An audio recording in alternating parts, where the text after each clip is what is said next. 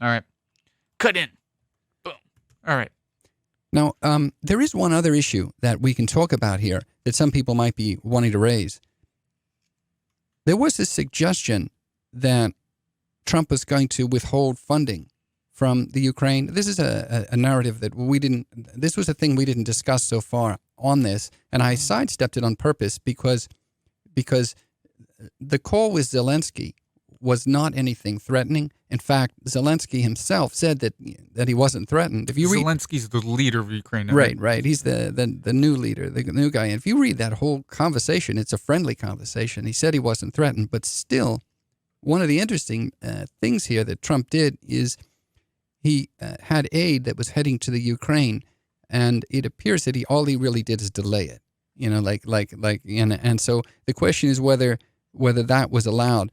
He delayed the aid to Ukraine. Well, what he did, there was aid going to Ukraine, and what he did is he delayed it for ostensibly fine reasons. In other words, he said, "Well, there's a new leader there. We want to make sure that that they're going to be against corruption before we release this aid." Okay, and so on paper it looks good. On paper it does, but what it really is shrewd political opportunism. And I've told you before that this is hardball politics. It actually was.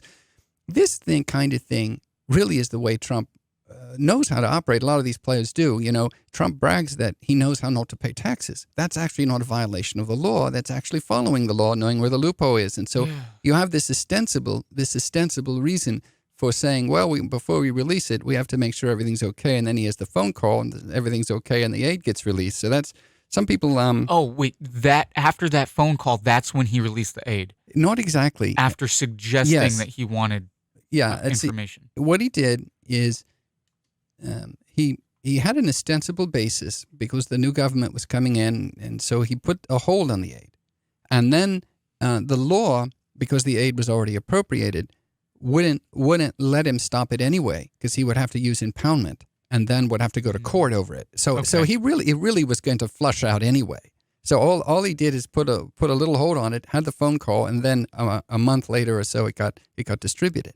So it was. I think I would argue to you, interesting political opportunism. It still, shows power over that other country and showing that I'm going to delay this aid.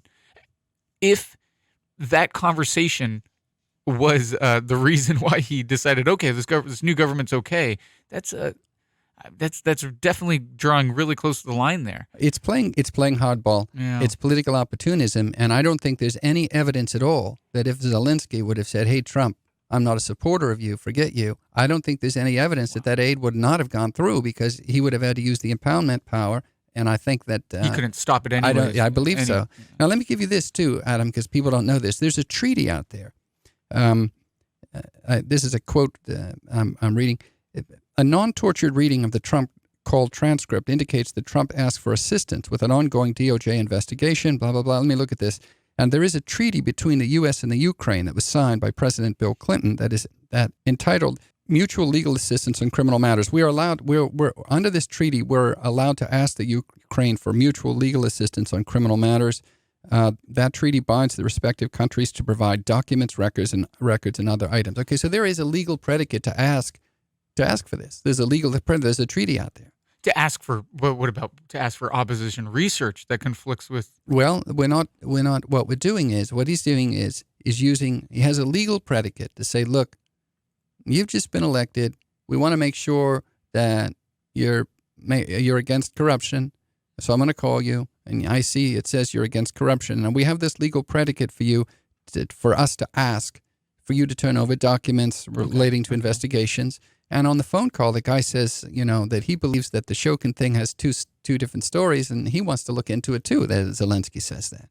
So all of this is political opportunism. It's not illegal. I mean, you can complain about the ethics of it, but it's not illegal. It's hardball politics. That's what I've been saying over and over again. I think that, just touching on the ethics, not to dive into it, it seems that Trump was suggesting he wanted opposition research, and he used his political power to influence that. But on paper, he had reasons, like you said, right? Reasons to delay it.